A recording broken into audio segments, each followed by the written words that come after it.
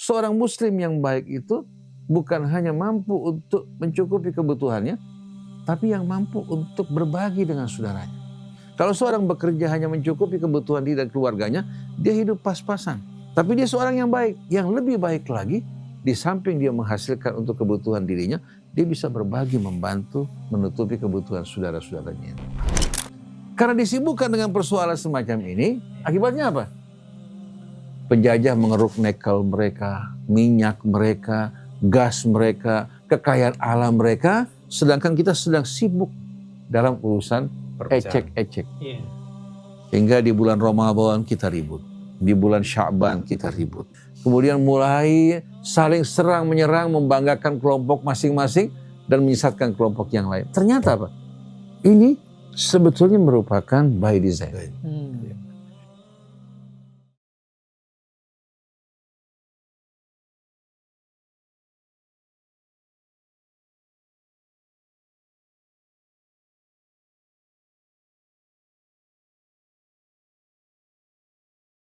Bismillahirrahmanirrahim. Alhamdulillahirrabbilalamin. Hamdan katsiran thayyiban barakan fih kama yuhibbu rabbuna wa yarda. Allahumma sholli wa sallim wa barik ala sayyidina Muhammad wa ala ali sayyidina Muhammad. Masih dipancarkan dari Jalan Masjid Silaturahim nomor 36 Kalimanggis Cibubur Bekasi, Radio Silaturahim dan juga Rasil TV untuk Islam yang satu.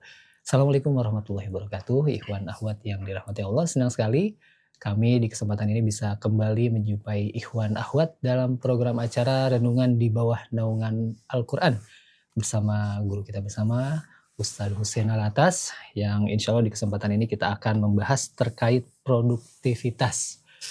Seperti biasa ada pendamping di kesempatan ini, ada Pak Safril Lubis. Sehat Pak Safril? Alhamdulillah. Ustadz sehat Ustadz ya? Alhamdulillah. Dan di kesempatan ini kita berada di Studio 3. Studio Ummatan Wahidah, Ustaz ya. Masya Allah. Baik, di kesempatan ini ikhwan akhwat kita akan melanjutkan bahasan pekan sebelumnya.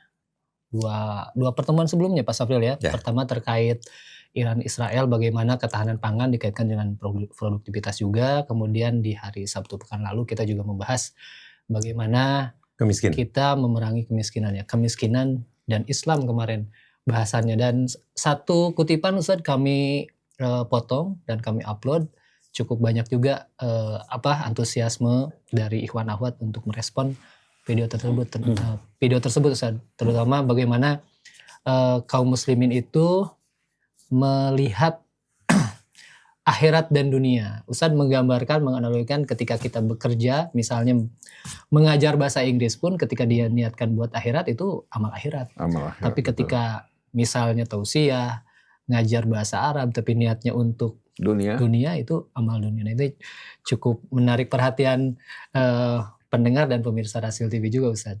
Baik, di kesempatan ini topik utamanya itu berperan aktif menanggulangi kemiskinan adalah dengan meningkatkan pemahaman umat tentang produktivitas dan mendorong penerapannya di segala bidang. Nanti insya Allah pengantarnya akan disampaikan oleh Pak Safril. Namun untuk itu kita buka dulu dengan membaca Al-Fatihah bersama-sama yang akan dipimpin langsung oleh Ustaz. Kami persilakan Ustaz. A'udzu billahi minasyaitonir rajim. Bismillahirrahmanirrahim. Alhamdulillahi rabbil alamin. Ar-Rahmanir Rahim. Maliki yaumiddin. Iyyaka na'budu wa iyyaka nasta'in. Ihdinas siratal mustaqim.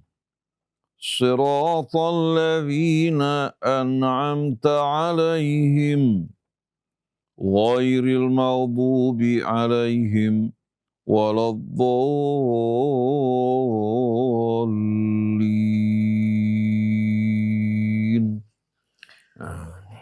Baik, setelah kita buka bersama renungan di bawah naungan Al-Quran ini bersama Ustaz Hussein, selanjutnya mungkin pengantar dari Pak Safril, silahkan.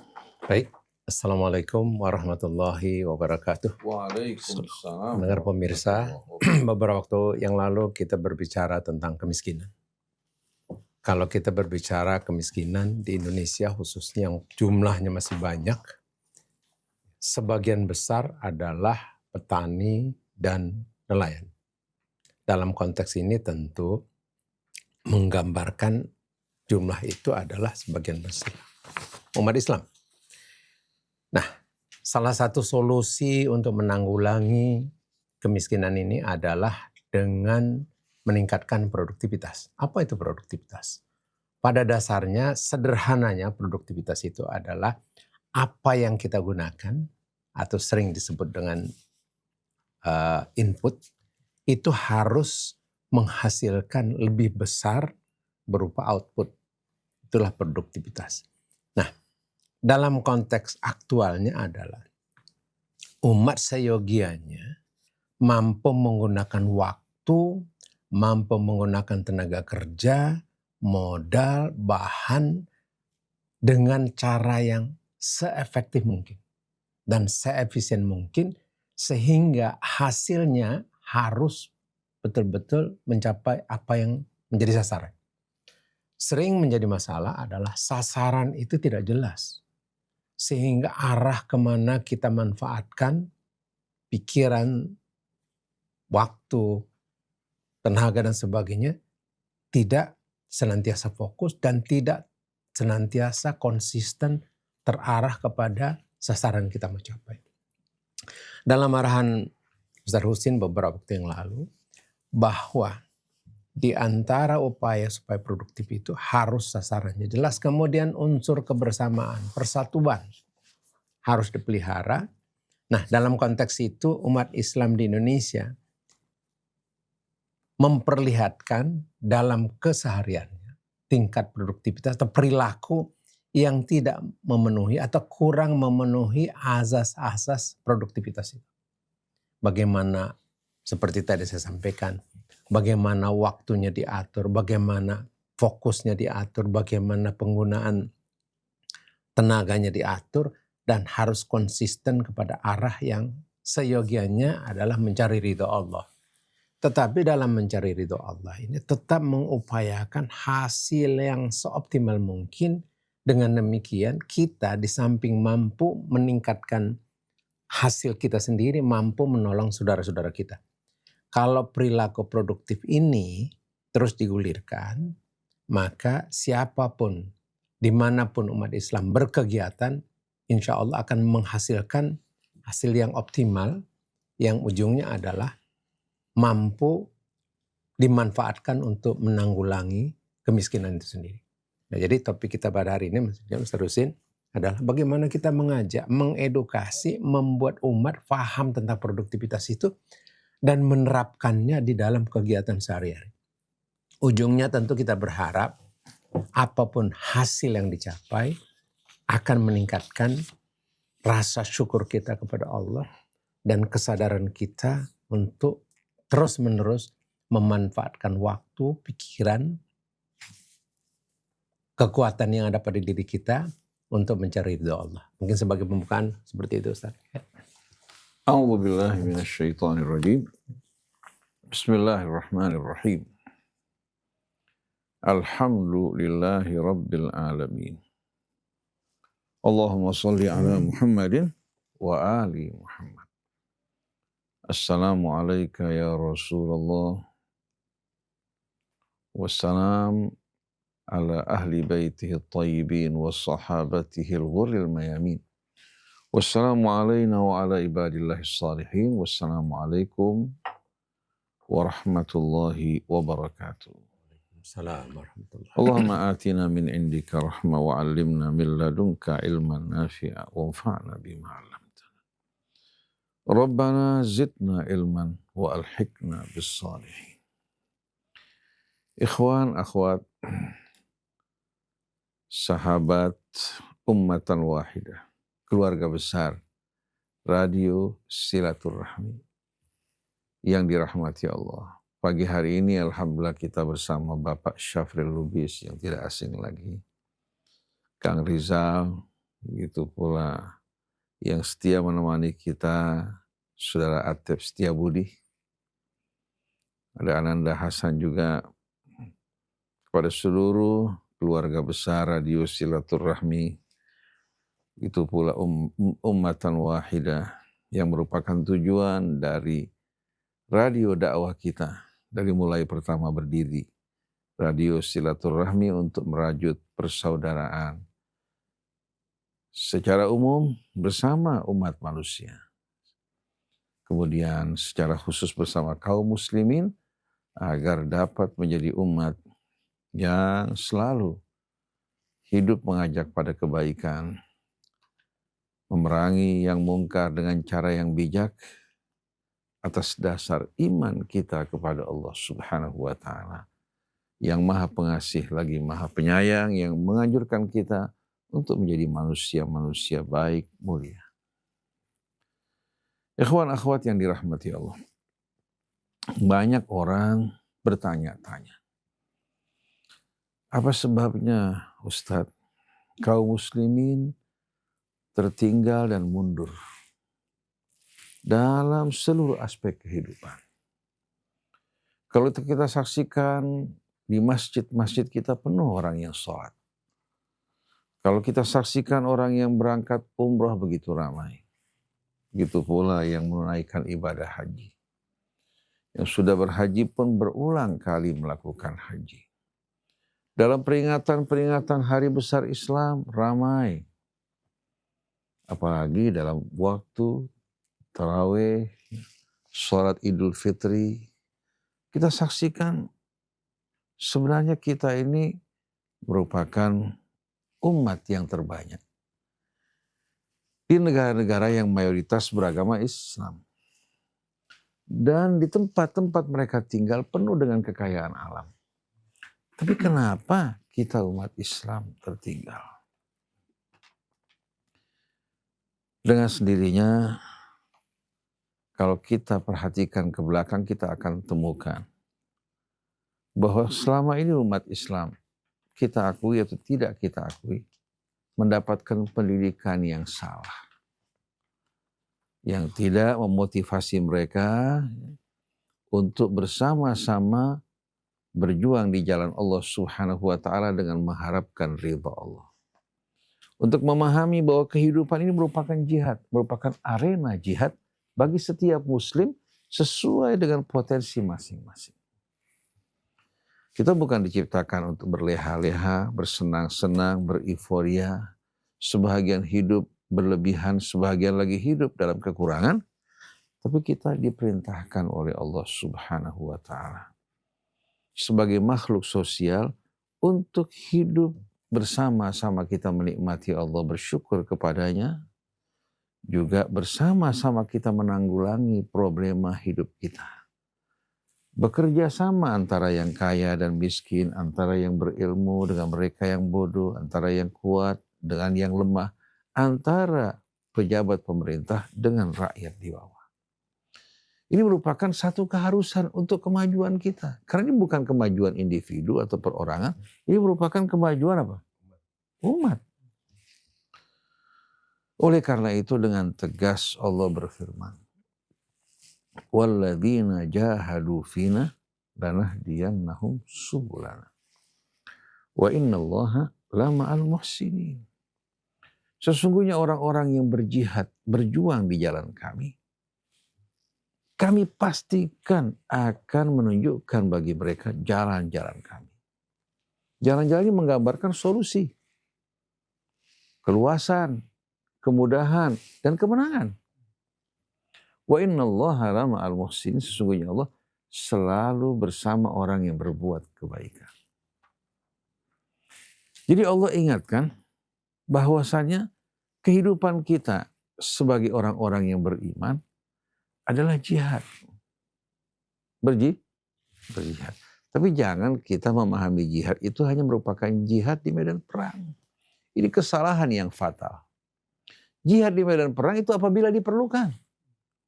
Bukan untuk menguasai wilayah orang lain, bukan untuk melakukan ekspansi, baik itu politik, daerah, untuk merebut pasar dari satu kaum, tidak. Tapi kedatangan umat Islam ini dengan membawa rahmat sebagaimana yang dilakukan Nabi kita Muhammad SAW.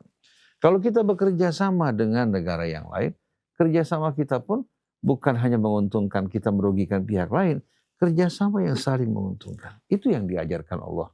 Wa ta'awanu 'alal birri wat taqwa wa la ta'awanu 'alal itsmi wal 'udwan. Bekerja samalah kalian, bantu-membantu dalam kebaikan dan ketakwaan.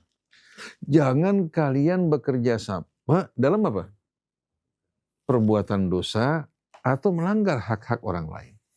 Hingga Allah tegaskan wala yajrimannakum syana'anu qaumin an saddukum anil masjidil harami an ta'tadu.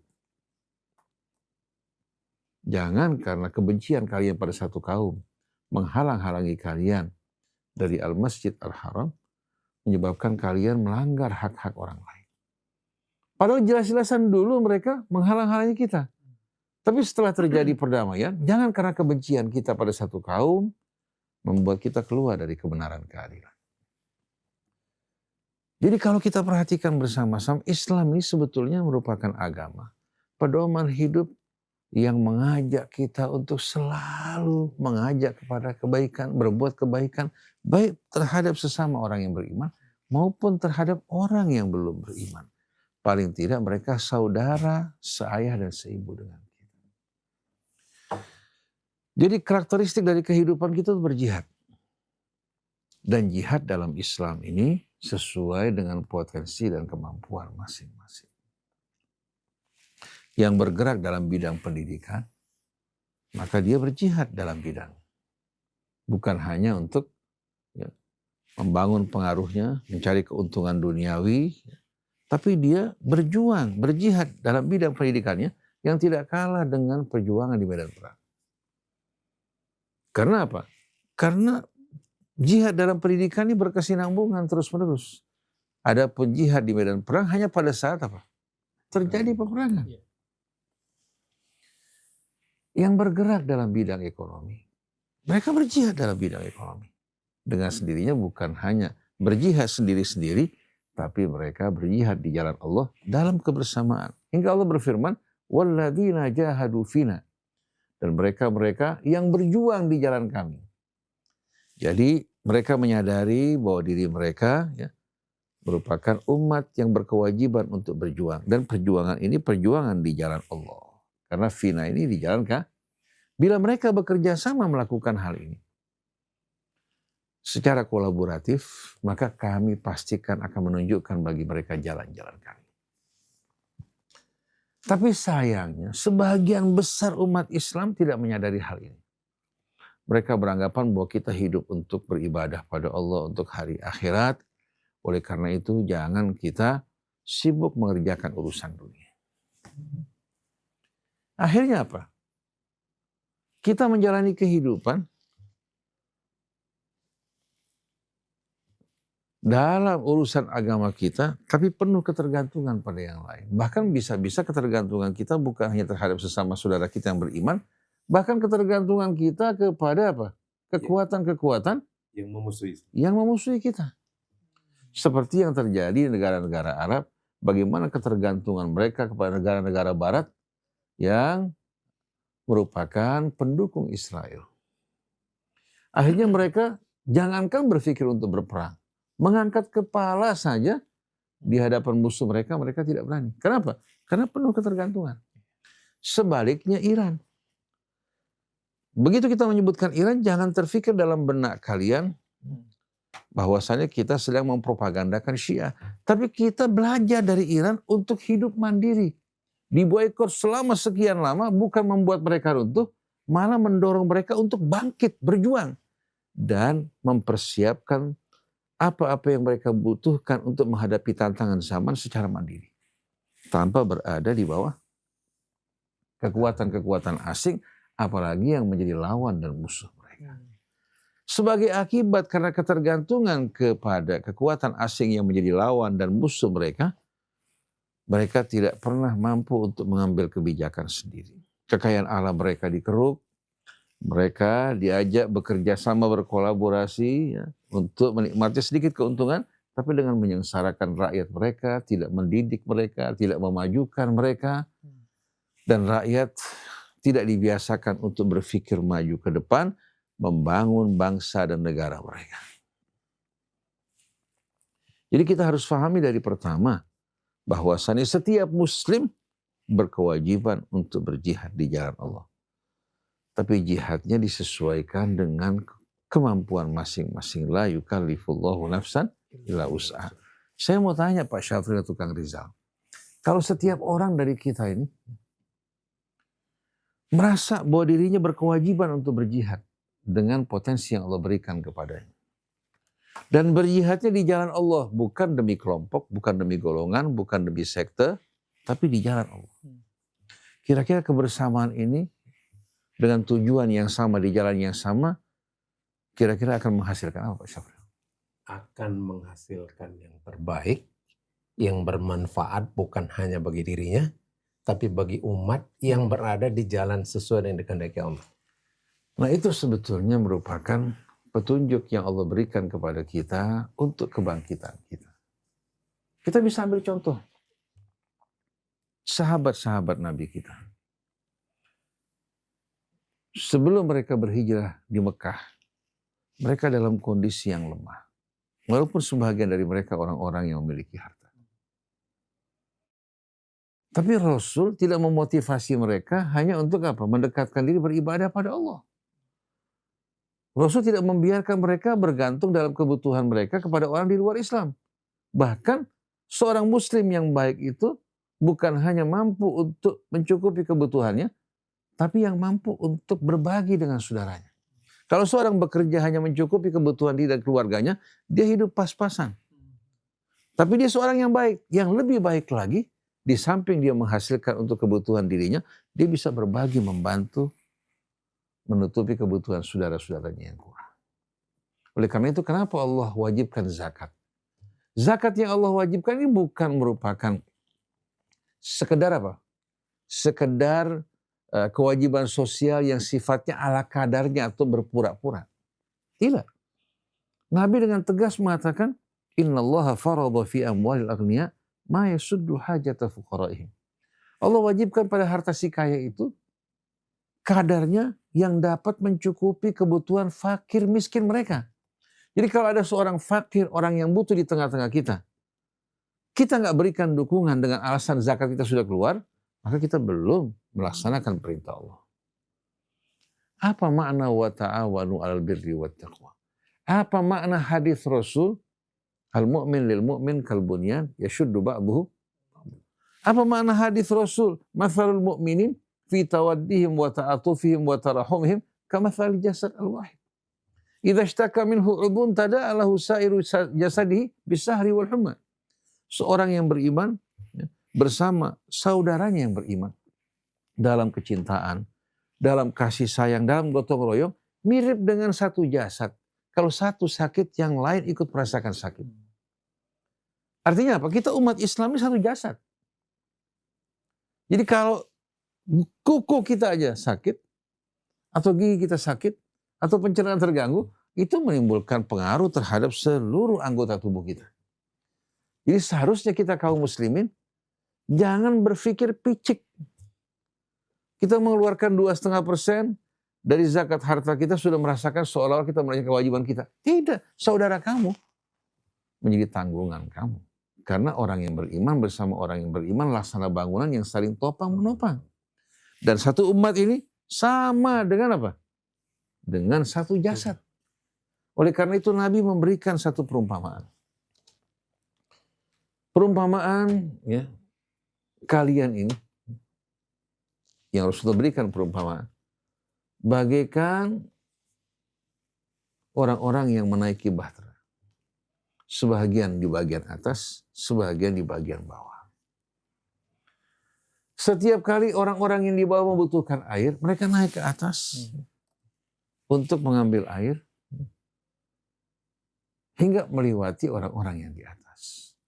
Karena yang di bawah bolak-balik merasa mengganggu orang yang di atas, mereka berpikir, kalau kami bolongi perahu, agar tidak mengganggu orang yang di atas, itu akan lebih ringan buat kami tanpa mengganggu yang di atas. Kalau yang di atas membiarkan ini terjadi, mereka akan tenggelam semuanya. Artinya apa?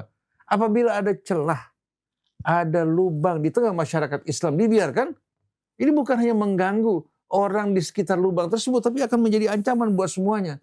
Oleh karena itu, lubang dan celah tersebut dalam bidang apapun dinamakan thagrun min thughuril Islam. Thagrun min thughuril Islam. Jadi kalau celahnya berkaitan dengan ekonomi, kita bersama-sama harus memecahkan problema tersebut. Orang yang paling bertanggung jawab, yang bergerak dalam bidang tersebut, yang memiliki modal. Kemudian bagaimana mereka mengerahkan tenaga kerja secara produktif untuk berjuang bersama-sama. Kamu bukan buruh kami. Kamu bukan budak kami. Kamu bukan alat kami. Tapi kamu bagian orang yang berjuang di jalan Allah. Di saat mereka merasa mereka bukan buruh upahan.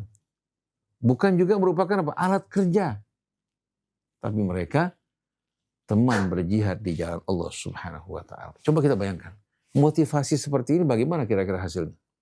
Akan sangat kuat. Seperti katakan Kang Rizal, kita semua yang bekerja di Rasil. Katakan Rasil memberikan imbalan buat kru. Imbalan yang diberikan tidak berarti dibandingkan perjuangan yang mereka korbankan. Kalau seandainya mereka berpikir pekerjaan mereka dinilai 5-10 juta katakan. Katakanlah. Walaupun tidak sampai 5 juta. Diberikan 10 juta katakan atau 100 juta. Betapa ruginya kita. Tenaga, pikiran, masa belajar kita yang dibayar hanya dengan 10 juta per bulan. Yang kita inginkan apa yang di sisi Allah, walal akhiratu khairul laka minal ula wala saufa yu'tika rabbuka. Yang fana dibalas dengan yang kekal abadi. Adapun gaji yang diterima itu hanya untuk mendukung, membantu, menutupi kebutuhannya. Tapi Allah kuasa untuk memberikan rezeki yang lebih luas. Jadi pada saat kita bekerja semua merasakan bahwa ini merupakan jihad kita.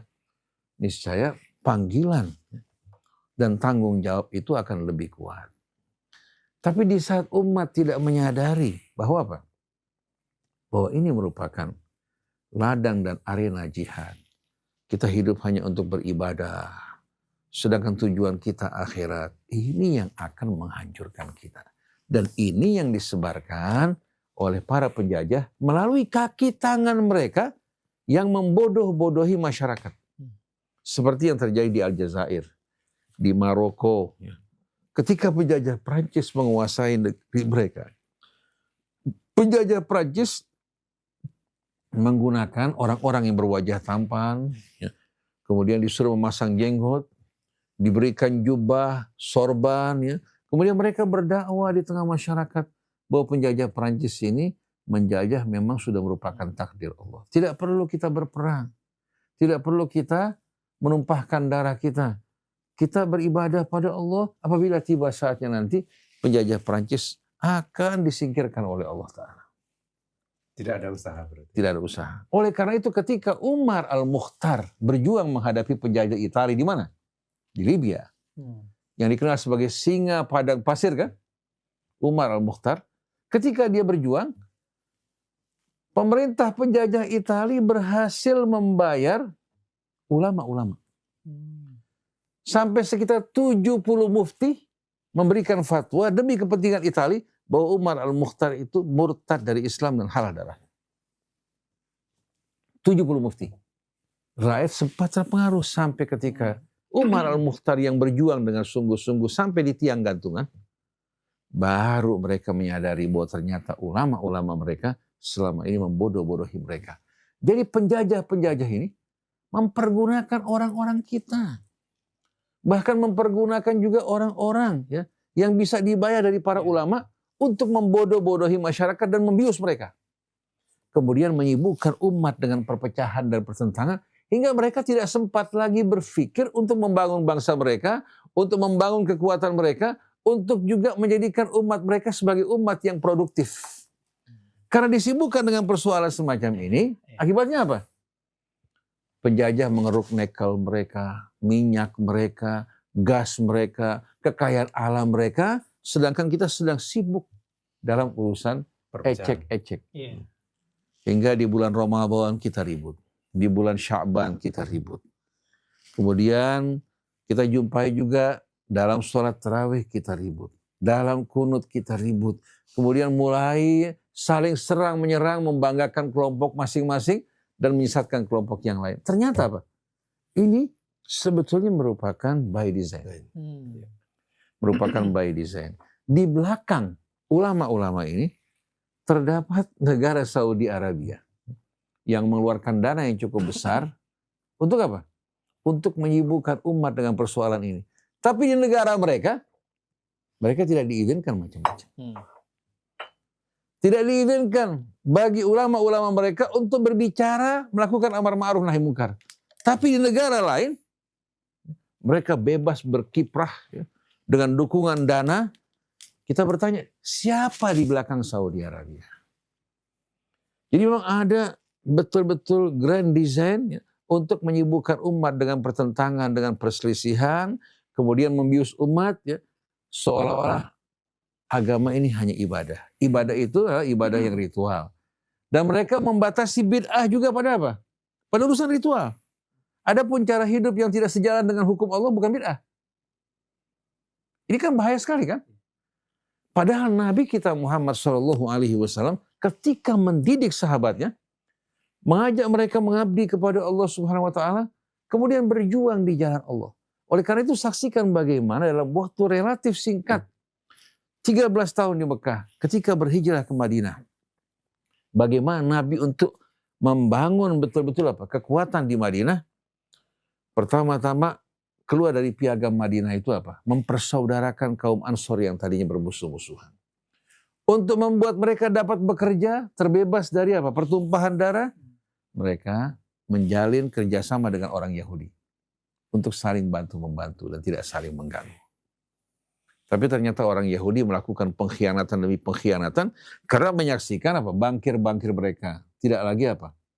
Tidak lagi mampu untuk bekerja dengan baik. Karena peperangan berhenti, dengan sendirinya apa? Mereka tidak akan pinjam uang lagi. Malah yang terjadi, mereka mulai membebaskan lahan mereka, membebaskan rumah mereka, membebaskan diri mereka dari cengkeraman para bankir tersebut. Jadi semenjak Nabi datang ke sana, penduduk Madinah alhamdulillah mampu terbebas dari penjajahan orang-orang Yahudi. Mereka dengan pandai membagi mereka kepada kubu-kubu. Ada kubu Bani Nadir, kubu Bani Qainuqa, kubu juga Bani apa? Bani Quraidah. Kemudian mereka adu domba. Bani Quraidah bersekutu dengan Aus, Bani Nadir bersekutu dengan Khazraj. Dengan perpecahan seperti ini justru mengalirkan keuntungan yang besar buat masyarakat Yahudi. Jadi pada saat itu mereka bukan hanya tidak produktif, bahkan aset mereka sedikit demi sedikit dikuasai. Ini yang menyebabkan orang Yahudi akhirnya berang, sampai lahirlah pengkhianatan, sampai ada upaya untuk membunuh Nabi kita. Kenapa? Karena berhasil menghidupkan masyarakat Madinah. Kemudian dari rampasan perang, Nabi memberikan modal kepada sahabat-sahabat yang bekerja menuju Syam, yang bekerja menuju Habasyah berdagang. Dari hasil keuntungannya, karena mereka berjuang di jalan Allah dengan ekonomi yang mereka bangun, mereka membebaskan budak. Sahabat-sahabat Nabi yang dibebaskan dari perbudakan kan banyak sekali. Mereka membiayai perjuangan di jalan Allah. Mereka membangun sumur-sumur. Membangun sumur itu bukan mudah, dalam luar biasa. Membangun sumur untuk menghasilkan air. Mereka juga apa? Membantu saudara-saudara mereka yang membutuhkan modal dalam usaha. Sebagai contoh, ketika Abdurrahman bin Auf, para sahabat besar, hijrah ke Madinah, mereka numpang di rumah siapa? Di rumah orang-orang Madinah kaum Ansor. Mereka merasa tidak nyaman, mereka hidup menumpang dari apa? Dari teman-teman mereka. Mereka bertanya kepada apa? Teman mereka, saudara mereka kaum Ansor. Di mana pasar? Saya ingin berniaga. Mereka mengatakan, kamu tidak perlu repot-repot dalam hal ini. Kami berniat untuk membagi harta kami menjadi dua. Sebagian untuk kamu, sebagian untuk kamu. Kaum muslimin yang berhijrah di jalan Allah menolak untuk menerima tersebut. Harta-harta kamu. Tapi tunjukkan pasar dan pinjamkan modal untuk kami. Lalu mereka berangkat ke pasar. Di samping mereka berjihad, mulai mereka berniaga. Karena niat mereka, jihad mereka di jalan Allah. Subhanallah, Allah tunjukkan buat mereka jalan-jalan usaha. Lanahdiyannahum subulana. Allah kaitkan subulana, subul itu dengan kami. Berarti dari Allah. Allah buka jalan hingga Abdurrahman bin Auf menjadi orang yang kaya raya.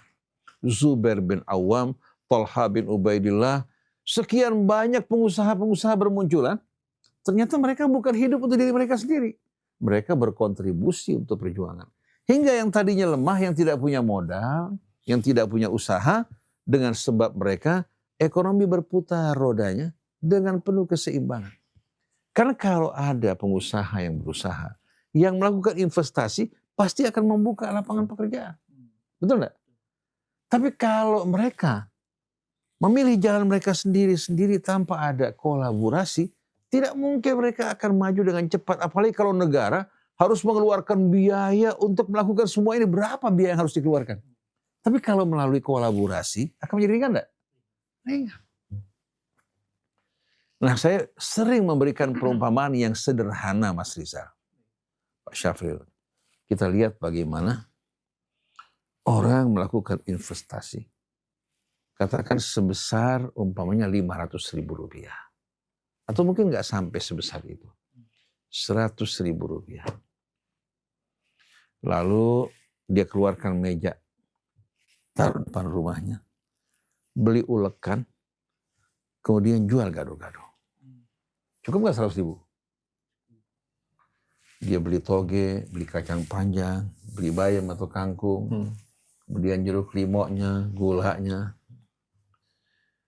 Dia dagang depan rumahnya. Kira-kira yang diserap sewaktu dia dagang gado-gado itu, berapa banyak hasil kerja orang lain? Yang nanam toge? Petani. Yang nanam kacang panjang? Iya. Betul nggak? Itu semua ya, yang menjadi item untuk membuat gado-gado, itu merupakan investasi dari saudara. Dia menjual gado-gado dengan harga yang murah, yang memudahkan bagi saudara-saudaranya untuk bisa menikmati menu makanan yang sehat. Sehat. Betul nggak? Betul.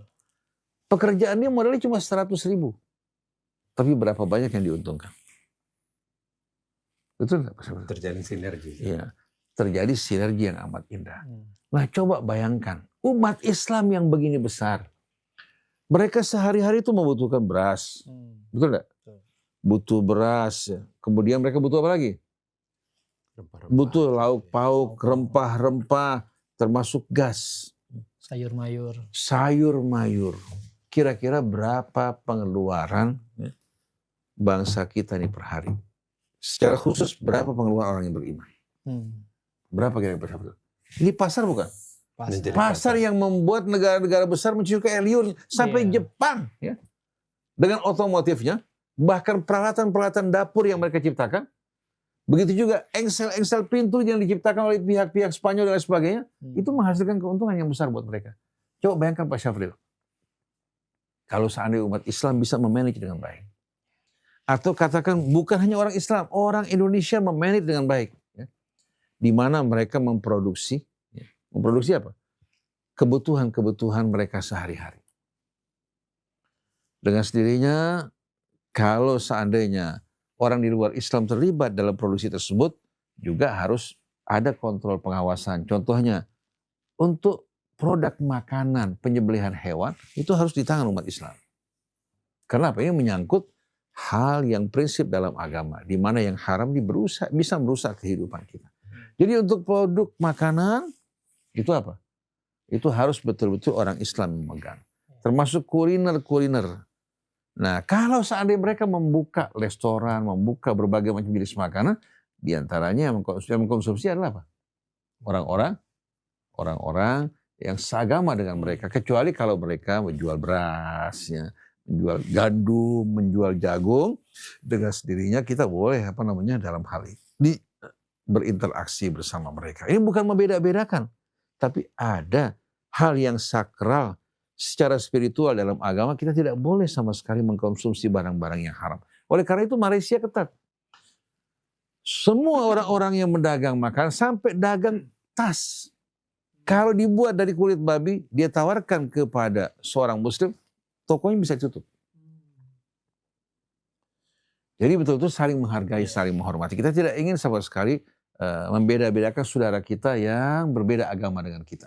Tapi kalau menyangkut hal-hal yang betul-betul sakral, dalam hal ini umat Islam harus menjaga betul-betul kesucian dari agama mereka, termasuk diri mereka. Coba Pak Syafril bayangkan, kalau kita produksi beras tanpa harus mengimpor, Ladang kita cukup enggak? Sangat cukup. Cuma selama ini kita mengabaikan, bahkan kita merusak irigasi kita rusak.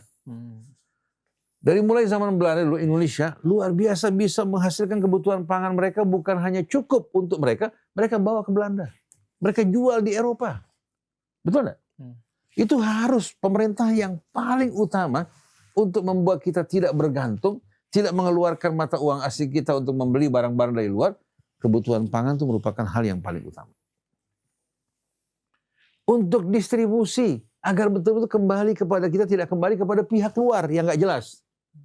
Kita bisa gunakan masjid-masjid, musola-musola. Contohnya, orang NU punya berapa masjid di seluruh Indonesia nih?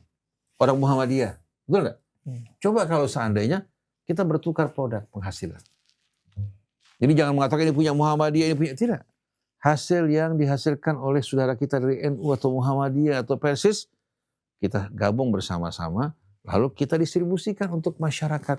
Keuntungan 10% untuk perjuangan di jalan Allah, untuk fuqara wal masakin. Ini kira-kira akan merangsang produksi nggak? Akan luar biasa. Akan membuat produksi kita ini tidak kehilangan pasar. Sekarang pasar tradisional dihilangkan, diganti dengan mal-mal. Kemana pergi uang tersebut? Ke pemilik modal yang bukan Pemilik modal yang besar, yang hanya berpikir untuk dirinya, tapi tidak berpikir untuk rakyat. Jadi kalau kita lihat, dengan kita memproduksi, ya, katakan hasil-hasil, kebutuhan-kebutuhan yang kita butuhkan, kira-kira akan mendorong orang untuk mempelajari keterampilan apa tidak? Yang kita butuhkan tuh bukan banyaknya dokter-dokter ya, yang bergelar PhD atau profesor, tidak. Kita butuh 1-2 aja. Tenaga ahli, katakan dalam bidang pertanian, yang di bawah ini tenaga-tenaga yang terampil. Karena kalau yang duduk di atas orang pintar kebanyakan, ribut, nggak ada keputusan. Tapi kita butuh tenaga ahli nggak banyak, tapi yang paling penting edukasi pendidikan kita itu, pendidikan yang betul-betul apa? Berbasiskan keterampilan. Dalam segala bidang. Di Amerika, di Eropa, yang meraih gelar PhD sedikit. Kebanyakan tenaga-tenaga terampil yang diarahkan. Begitu mereka terampil, mereka dikirim ke Indonesia menjadi bos. Sedangkan orang-orang yang bergelar PhD negeri kita di bawah. Kenapa? Karena walaupun mereka tidak berpendidikan tinggi, tapi mereka punya kemampuan keterampilan. Seperti dokter kandungan, Pak Syafril. Dokter kandungan. Sama bidan yang aktif ya, bekerja. Yang punya pengalaman. Mana yang lebih ahli?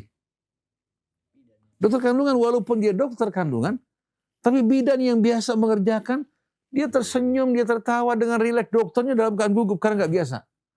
Jadi kita butuh tenaga-tenaga yang terampil. Oleh karena itu pendidikan yang berbasiskan keterampilan itu yang harus betul-betul diutamakan.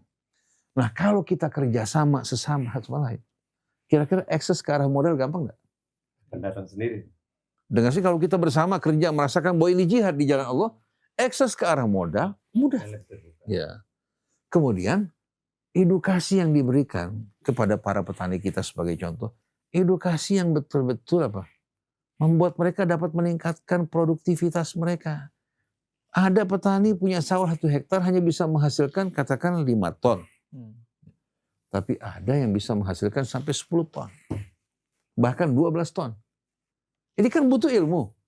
Nah kalau mereka tanpa diberikan katakan apa namanya pengarahan dan keterampilan, kemudian didukung dengan akses modal supaya mereka bisa membeli pupuk dan lain sebagainya. Kemudian juga pemerintah memperhatikan betul-betul perbaikan infrastruktur seperti irigasi, jalan. Ya. Kemudian keamanan. Keamanan itu penting bagi mereka. Dan jangan biarkan tengkulak ya. Banyak hantu-hantu riba ini. Ya. Kemudian pinjol merajalela seperti saat ini. Orang kalau tidak punya kebutuhan, terus-terusan ditawarkan pinjol, akhirnya muncul berbagai macam pikiran. Apalagi orang yang terdesak. Jadi berkembangnya pinjol ini merupakan kutukan buat bangsa dan negara. Apalagi judi online. Kemudian juga GoPay, Pay Later. Pay Later ini bisa orang terlambat berapa bunganya coba? 1 hari bisa 50.000. Jadi Pay Later, kemudian pinjol, judi online, ini menunjukkan kerusakan satu bangsa yang amat parah. Kenapa? Kalau sampai yang berwenang, pemerintah membiarkan ini, berarti pemerintah siap untuk menerima laknat dan kutukan dari Allah.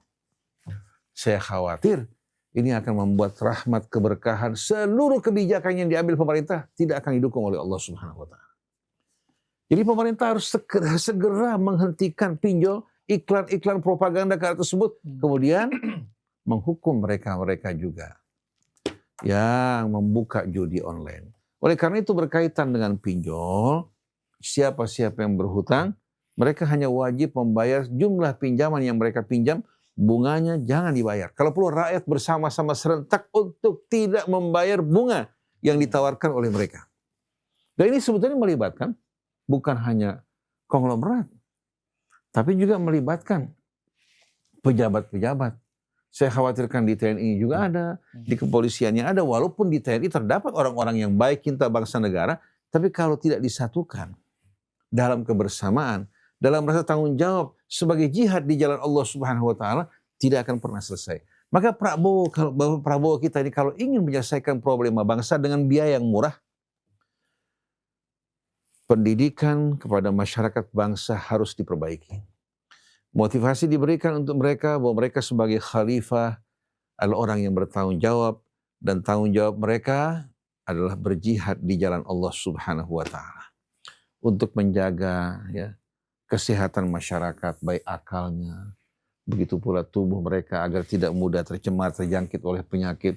Kemudian mental mereka juga agar memiliki mental yang sehat, yang tahu akan kewajiban dan tanggung jawabnya.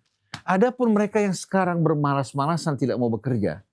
Kenapa? Sebagai korban. Oleh karena itu perlu mereka dimasukkan apa? Dalam satu camp diberikan pelatihan. Pertama melatih fisik mereka, bangun subuh sholat, suruh berlari.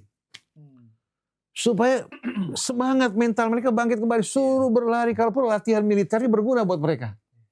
Kenapa? Kemalasan timbul, kenapa? Karena fisik juga lemah. Tidak tahu tujuan hidup apa. Jadi kalau kita bicara mengenai produktivitas, bagaimana kita meningkatkannya, harus dimulai dari akar masalahnya.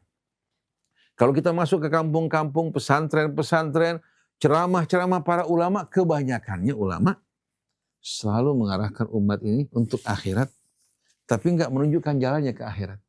Padahal seharusnya jalan ke akhirat itu melalui perjuangan. Melalui perjuangan. Karena Allah berfirman dalam surat Al-Qasas, mengisahkan kisah dari apa? Para pengikut Nabi Allah Musa kepada Qarun. Nasihat yang amat indah. Wabtaghi fima atakallahu darul akhir. Tuntutlah, pergunakanlah apa yang Allah berikan kepada kamu, baik itu harta, ilmu, kekuatan, kecerdasan, untuk membangun akhirat. Walatan sanasibaka minad dunia, tapi jangan kau lupakan kebutuhan duniamu. Artinya Allah Subhanahu wa taala ingin kita berjuang, berusaha, tapi kita bangun akhirat kita. Dengan cara apa? Dengan cara kita berkontribusi untuk kesejahteraan umat, membangunkan mereka, kemudian menolong orang-orang yang lemah, mendidik mereka-mereka yang bodoh. Kalau motivasi ini dapat membuat umat merata, merasa masing-masing sebagai manusia merdeka, sebagai khalifah Allah yang bertanggung jawab. Mereka tidak merasa diri mereka diperalat oleh oligarki, diperalat oleh orang-orang yang menjabat. Mereka semuanya punya harga diri, kehormatan yang luar biasa. Walaupun yang di atas tidak mampu untuk memaksa dia melakukan perbuatan yang tidak benar. Contoh, seorang polisi yang menjaga di lampu merah. Ditanamkan di hatinya bahwa kamu ini seorang pejuang. Kamu seorang yang merdeka, bertanggung jawab atas amal kamu, bukan atas amal orang lain. Kalau kamu ikuti orang lain tidak akan mampu memikul dosa kamu. Pada saat dia berjaga-jaga, ada orang melakukan pelanggaran mau bayar, dia marah. Saya manusia terhormat, merdeka. Saya bertanggung jawab, saya menjaga ini bukan untuk apa? Untuk mencari keuntungan pribadi, untuk menjaga keamanan. Pelanggaran kamu bisa menimbulkan ancaman bagi yang lain. Terhormat gak? Tapi betapa buruknya nasib polisi yang tidak punya tujuan hidup yang jelas, tidak merasa sebagai orang merdeka bertanggung jawab, ketika orang melakukan pelanggaran melontarkan uang 500 rupiah dalam korek api atau 1.000 rupiah, menghinakan diri tidak? Menghinakan dirinya.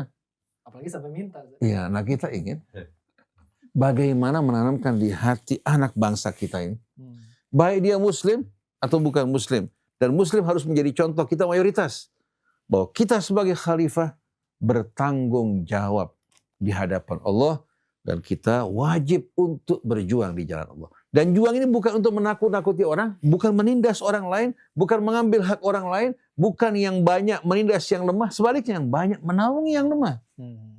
Kalau umat Kristen di luar tahu kita orang Islam diperintahkan untuk berjihad, bertanggung jawab, bukan jihad untuk memerangi mereka yang berbeda agama.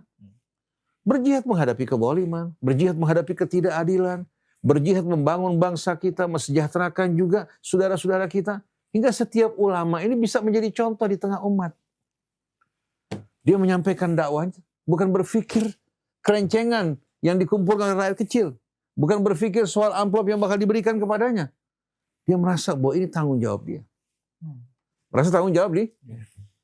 Jadi jangan orang yang datang belajar itu merasa saya nggak punya uang untuk membantu ustadz. Justru ustadz yang membantu dirinya. Betul nggak? Sebagaimana yang dilakukan Nabi kita Muhammad SAW. Bagaimana kehidupan para ustadz. Dengan sendiri mereka berjihad. Melaksanakan kewajiban mereka. Yang punya kemampuan harta. Bertanggung jawab untuk mendukung jihad mereka. Bukan membayar. Mendukung perjuangan. Seperti yang dilakukan Imam Hasan al-Banna bersama iparnya. Imam Hasan al-Banna pendiri Ikhwan Muslimin. Dari tahun 28 hingga 48. Seandainya Allah panjangkan umur dia. Pada saat itu umat sudah bersatu. Karena dia berjuang untuk membangun kebersamaan dan persatuan. Semua lapisan masyarakat pada saat itu mendukung dia. Tidak ada yang namanya gerakan yang saling mencerca, mencaci, memaki. Nggak ada. Semua menuju Allah, berjalan di jalan Allah. Ketika Inggris melihat kehadiran Al-Banna yang membawa persatuan menjadi ancaman buat apa? Wilayah jajahan mereka. Langsung mereka bunuh. Hasan Al-Banna tidak banyak berjuang untuk hal-hal yang tidak ada manfaatnya. Tapi dia mendatangi petani, mendatangi pedagang, mendatangi juga kalangan-kalangan advokat, mendatangi semua lapisan masyarakat. Dia berbicara kepada mereka dengan apa? Dengan motivasi yang amat indah. Nah, dia bekerja sebagai seorang guru. Dia hidup dari mengajar di sekolah. Akhirnya lama-kelamaan mengingat kesibukan yang begitu banyak. Kalau dia terus mengajar gak mampu untuk menyampaikan dakwahnya. Padahal guru ini bisa ditangani oleh orang lain. Sang ipar datang kepadanya. Mengatakan, bagaimana kalau kita berjuang ya, dengan berbagi. Kamu berjuang di jalan Allah sepenuhnya, saya pengusaha mendukung kebutuhan kamu dan keluarga kamu. Tapi pahala bersama-sama. Hasan al-Banna setuju, buat perjanjian. Pada saat dia berdakwah berkeliling, ya, meninggalkan pekerjaan dia sebagai guru satu hari, ketika dia sedang mengajar di tengah-tengah majelisnya, dia setiap malam Selasa kalau tidak salah atau malam Rebo, dia menyampaikan dakwahnya, hadis Tsulatsa. Orang bertanya, di hati kami ada sesuatu ganjelan. Bisa saya bertanya? Silakan. Dulu kamu hidup dari hasil mengajar. Sekarang setelah kamu berhenti mengajar, dari mana sumber keuangan kamu? Ini menimbulkan pertanyaan di hati kami. Al-Banna langsung tersenyum mengatakan apa? Dulu Rasulullah SAW didukung oleh Sayyidah Khadijah, sedangkan saya didukung oleh saudaranya Khadijah. Maksudnya apa? Saudara istrinya. Saudara istri yang berjanji bersih. Nah, kalau seandainya pengusaha ya bekerja sama dengan ulama, bukan mau mengendalikan ulama, tidak. Bersama-sama berusaha di jalan Allah untuk berjuang. Kira-kira ulamanya perlu nggak minta-minta? Tidak perlu. Perlu nggak ada kerincing-kerincing bangun masjid? Ulamanya terhormat. Orang kayaknya punya apa? Lahan punya kesempatan lahan untuk berjihad di jalan Allah Subhanahu wa Ta'ala. Nah, jihad kalau melalui kolaborasi, pemerintah nggak keluarkan biaya macam-macam, nggak usah repot-repot. Yang penting apa? Kebijakan pemerintah berpihak kepada rakyat, jangan berpihak kepada investor asing, jangan berpihak pada oligarki yang tidak punya rasa rahmat di hatinya. Jadi kolaborasi ini perlu kita bangun hingga kita tidak perlu lagi mengeluarkan biaya melakukan perbaikan. Petani butuh modal, usaha berikan pinjaman modal. Yang butuh katakan keterampilan, butuh alat kerja, ada yang memberikan dukungan kepadanya. Coba kalau seandainya ladang-ladang yang terdapat di Sumatera, di Sulawesi, di Kalimantan yang tidur itu berapa persen kira-kira? Kalau seandainya ada kolaborasi antara pengusahanya, pejabat pemerintahnya. Kalau pemerintah mengeluarkan dana seluruhnya mustahil. hutang luar negeri kita mencapai 9.000 triliun nih sekarang. Mustahil. Tapi kalau seandainya ada kolaborasi, mereka berinvestasi, alat kerja, modal kerja, pupuk, kemudian tenaga buruh ini bekerja sebagai teman perjuangan. Hasil dibagi dua di antara mereka. Kira-kira bagaimana keuntungannya? Nah kemudian pemerintah mengeluarkan kebijakan yang pro rakyat, tanah yang digarap itu bisa menjadi milik rakyat. Sekian tahun kemudian. Daripada orang asing yang mengambil alih, kembalikan pada rakyat. Dan hasil bagi mereka yang mau berjuang, yang bermalas-malasan, ya, dengan sendirinya, mereka bisa hidup bermalas-malasan, menerima kebutuhan mereka, tapi nggak ada kelebihan. Tapi yang berjuang ini, jadi harus betul-betul dimulai pendidikan yang mendasar, yang mengubah mainstream berpikirnya masyarakat kita, yang tidak menyadari bahwa hidup mereka ini sia-sia selama ini karena bukan untuk perjuangan sebagai khalifah Allah di atas muka bumi. Oleh karena itu terang-terangan, saya kalau sampai mengajar, kemudian saya terima imbalan, saya merasa malu yang luar biasa. Kenapa? Saya berdakwah, saya terima pemberian dari orang yang saya ajak, padahal Rasulullah SAW berdakwah tanpa mengharapkan biaya sedikit pun juga. Qul la as'alukum alaihi ajra, in ajriya illa Allah. Kemudian surat Yasin menyebutkan pemuda yang mengajak mereka beriman kepada para rasul, ittabi'u man la yas'alukum ajran wa hum muhtadun. Ikuti orang yang enggak minta upah dari kalian. Betul enggak? Jadi kita ingin kehormatan ulama kembali. Ulama-ulama tidak bingung dalam perjuangan mereka seperti ulama Al-Azhar. Dari wakaf Al-Azhar yang begitu besar. Ya, mereka enggak pernah dakwah di masjid dibayar, enggak ada. Kalau mereka jadi imam di satu masjid, setiap bulan mereka terima imbalannya. Untuk kebutuhan keluarganya. Dikirim ke luar negeri, kebutuhan di luar ditanggung, kebutuhan dalam negeri ditanggung. Kemudian apa? Mereka bisa pulang membawa sesuatu untuk membangun rumah mereka. Dari mana itu uang? Dari wakaf kaum muslimin selama 1000 tahun. 1000 tahun.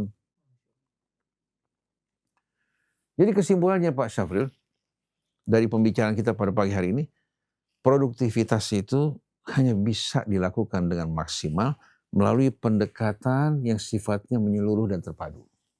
Menyeluruh, terpadu, ya. Kemudian secara berkesinambungan. Ini kalau ingin cepat, ya, kita selesaikan.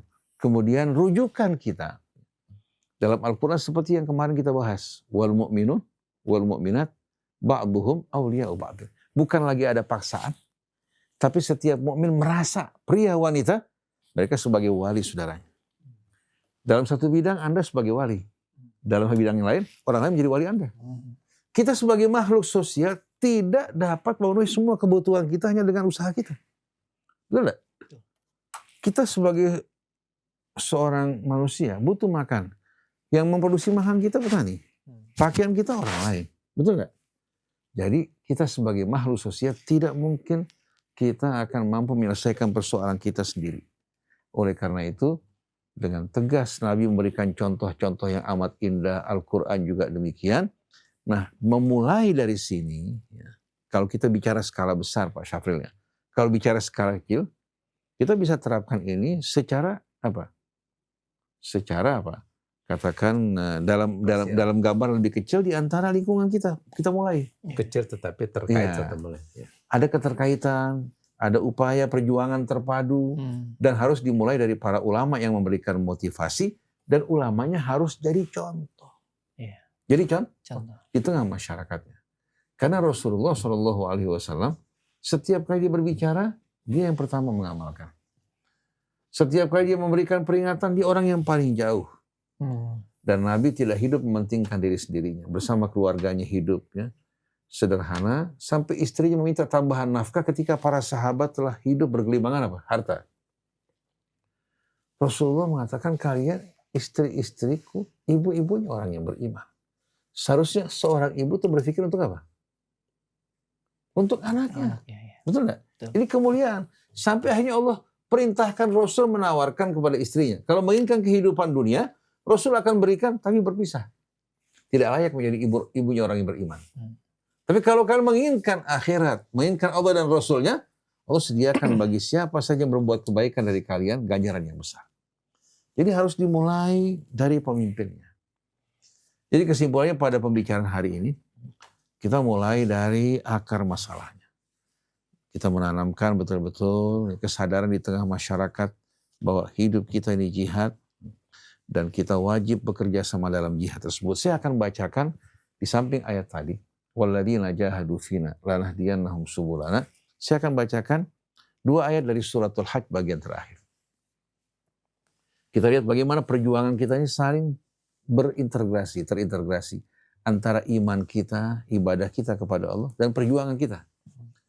A'udzubillahi minasyaitonirrajim. Ya ayyuhalladzina amanu ruk'u wasjudu wa'budu rabbakum waf'alul khair la'allakum tuflihun. Wahai orang-orang yang beriman, hendaklah kalian ruku dan sujud dan lakukanlah segala kebaikan la'allakum tuflihun, agar kalian sukses. Ini tuflihun menggambarkan kesuksesan. Resepnya apa? Ruku, sujud, beribadah pada Allah. Ruku melambangkan kepatuhan. Ruku ini bukan hanya badan yang ruku, tapi makna ruku itu ketundukan kepatuhan kepada Allah. Dan sujud melambangkan kerendahan kita dan harapan kita satu-satunya hanya kepada Allah Subhanahu wa taala. Ini motivasi ini penting. Begitu orang punya bekal iman, ya, kemudian berpegang pada Allah, berserah diri padanya, ini bekal yang paling kuat dalam seluruh perjuangan hidup kita. Kemudian waf'alul khair. Lakukan segala kebaikan sesuai dengan kemampuan kalian. Orang yang tidak punya uang, punya tenaga bisa membantu. Betul enggak? Melalui tenaganya. Yang punya apa? Ide bisa membantu dengan idenya. Waf'alul khair la'allakum tuflihun. Kalau la'ala dari kita, semoga. Kalau la'ala dari Allah menunjukkan kepastian. Bila kalian lakukan hal ini, kalian sukses. Setelah itu wajahidu fillahi haqqa jihad. Berjuanglah di jalan Allah dengan sebenar-benarnya jihad. Jihad ini difahami oleh para sahabat bukan hanya jihad di medan perang saja. Wajahidu fillahi haqqa jihadi. Wajtabakum. Allah telah memilih kalian di antara apa? Di antara manusia. Ma ja'ala alaikum fid dini min haraj. Allah tidak pernah dalam agama ini mengadakan kesempitan bagi kalian. Huwa sammakumul muslimin, dan dialah yang memberikan nama kepada kalian apa? Muslimin, orang-orang yang berserah diri kepada Allah. Jadi kita dituntut oleh Allah untuk menamakan diri kita muslimin, bersatu dalam Islam, agar kita tahu ya, frame yang melingkari kita adalah Islam, bukan sekte, bukan kelompok, bukan golongan. Karena begitu orang bergolong-golongan, potensi akan terpecah, muncul fanatisme yang membuat saling berseberangan dan enggan untuk bekerja sama. Jadi wajahidu fillahi haqqa jihadih wajtabakum. Kalian pilihan Allah. Ma ja'ala alaikum fid dini min haraj millata abikum Ibrahim.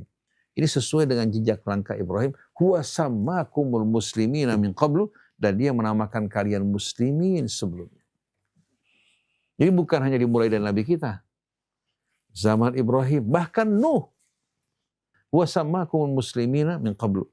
Wa fi hadha liyakuna ar-rasulu syahidan alaikum wa takunu syuhada'a 'alan nas. Dalam hal ini Allah ingin menjadikan Rasul sebagai saksi, tauladan bagi kalian. Kemudian wa takunu syuhada'a 'alan nas, kalian setelah itu menjadi saksi bagi umat manusia. Kesaksian dengan menyampaikan petunjuk Allah, amanat Rasul, dan menyampaikan ketauladanan Rasul di tengah-tengah umat sebagaimana yang Rasul lakukan pada para sahabatnya.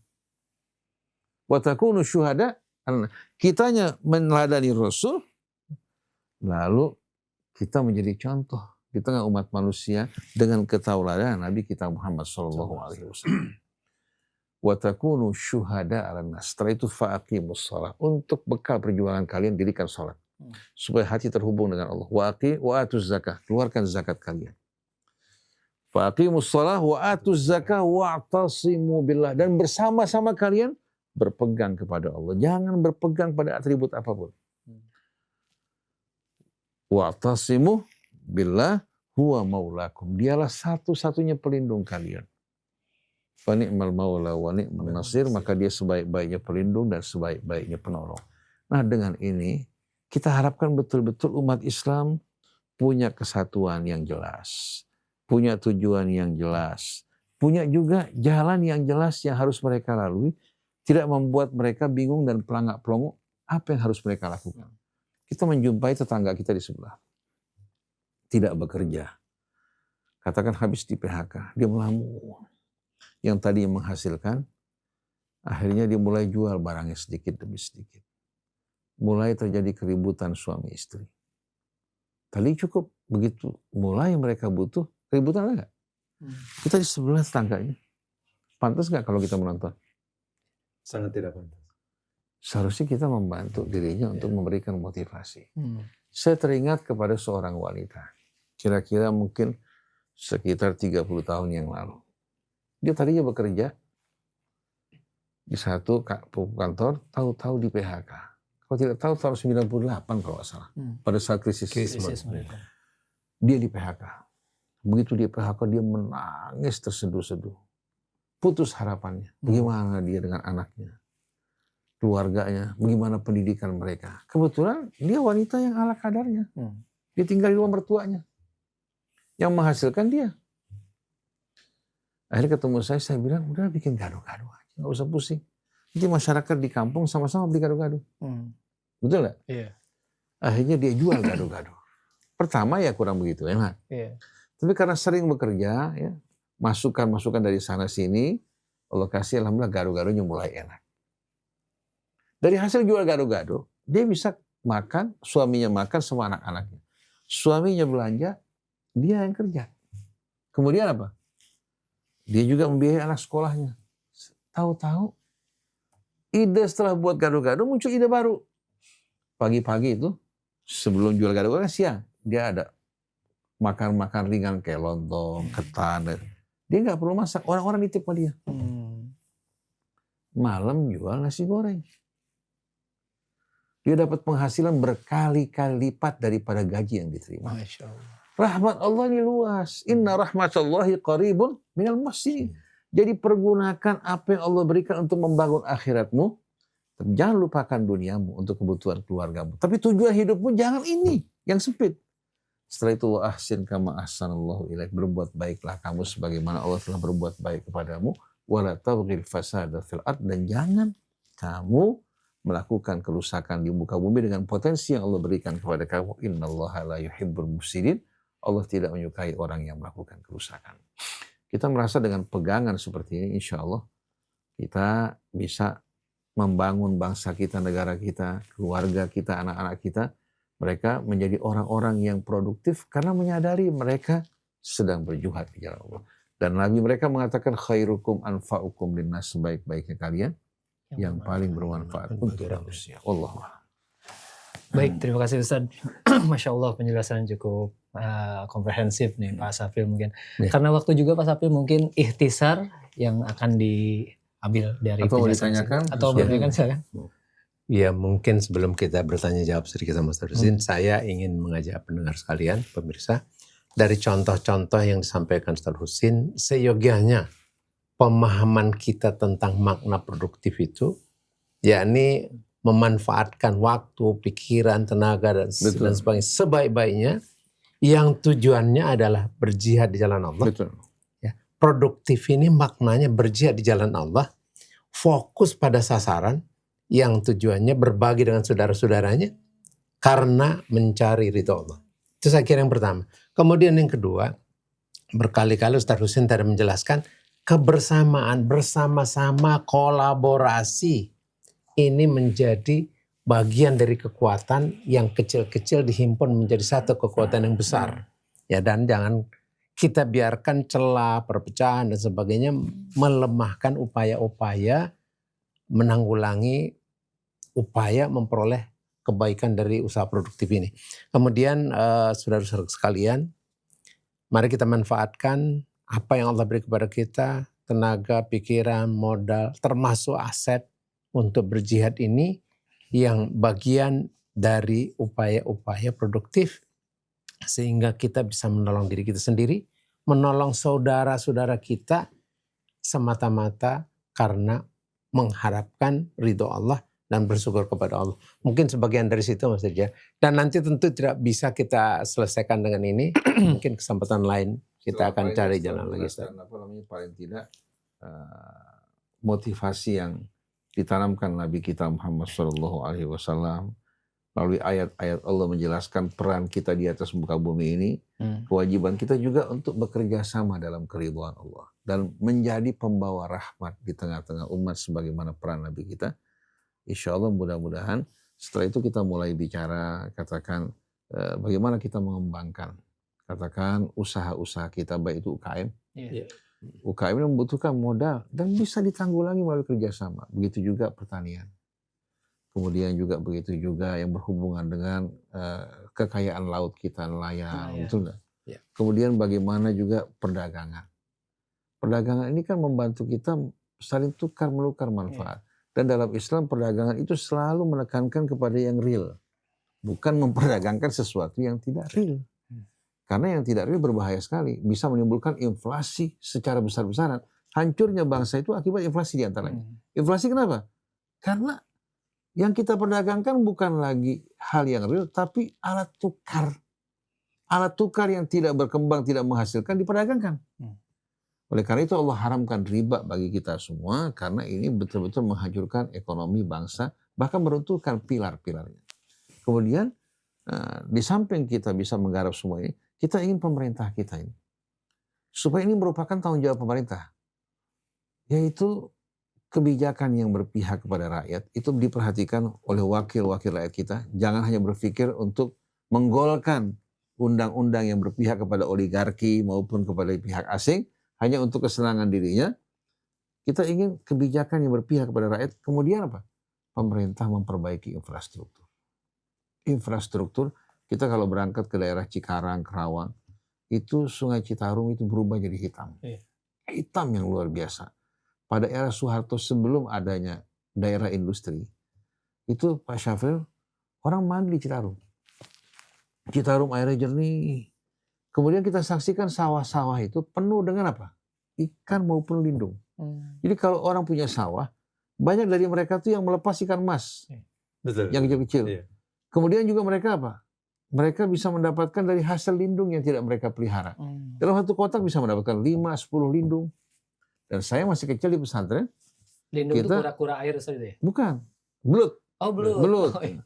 Jadi kita di pesantren kalau sudah malam hari kita nggak ada makanan, kita bawa patromak keliling sawah. Kita bisa dapatkan belut itu sampai kadang-kadang 1 ember penuh. Sekarang kalau kita jalan di sawah-sawah Sukabumi, 1 pun belut nggak ada. Kalau kita lepaskan ikan, ikannya mati. Karena pencemaran. Ya. Oleh karena itu kita ingin dari mulai hulu, di Citarum, Hulu Ciliwung, semua dia bersihkan dari pencemaran. Hulu Citarum penuh dengan apa? Penuh dengan pabrik-pabrik yang membuang limbahnya. Sampai akhirnya sawah-sawah kita mengalami kerusakan, dan di antara penyebaran penyakit seperti diabetes dan lain sebagainya akibat pencemaran. Beras-beras kita ini sudah banyak tercemar oleh merkuri dan lain sebagainya. Jadi kita berharap pemerintah coba dengan dana mereka bagaimana memperbaiki infrastruktur, kemudian melindungi juga para petani, melindungi pemilik. Sekarang aset pertanian kita ini kebanyakan pindah tangan sudah. Jangan sampai mereka menjual tanah mereka karena mereka butuh pinjaman. Nah, pemerintah dirikan lagi KUD seperti zaman dulu. Koperasi unit desa yang menampung hasil para petani dan dibeli dengan harga yang bisa membuat mereka bercocok tanam kembali. Jadi jangan sampai petani-petani asing yang mendapat. Sekarang saya lihat gedung KUD yang menggunakan besi UF itu yang besar-besar kosong melompong. Sampai sekarang masih ada. Tapi sudah nggak dipergunakan. Tidak dimanfaatkan lagi. Karena sekarang orang berpikir untuk impor, setiap 1 ton mereka mendapatkan komisi. Nah, ini kita berharap pemerintah bertindak tegas terhadap orang seperti ini, jatuhkan hukum. Bahkan pada koruptor yang bisa merugikan rakyat, menyengsarakan mereka, hukumannya mati. Biar menjadi pelajaran buat yang lain. Wallahu a'lam. Baik, Ikhwan Akhwat yang dirahmati Allah, mungkin karena waktu juga, demikian Ikhwan Akhwat renungan di bawah naungan Al-Quran bersama guru kita Ustaz Husain Alatas dan juga Pak Syafril Lubis terkait produktivitas. Masya Allah, semoga kita kaum muslimin bisa memanfaatkan potensi umat yang cukup besar ini, meningkatkan sinergi, tadi kolaborasi dan juga produktivitas dengan disiplin, kerja keras, profesionalisme, dan tentunya mengharap dan bergantung kepada Allah Subhanahu wa taala. Baik, kita akhiri dengan baca doa kafaratul majlis. Subhanakallahumma wa bihamdika. Baik, saya Rizal Haq bersama Kang Atep dan juga Habib Hasan ini hadir di sini. Wassalamualaikum warahmatullahi wabarakatuh. Waalaikumsalam warahmatullahi wabarakatuh.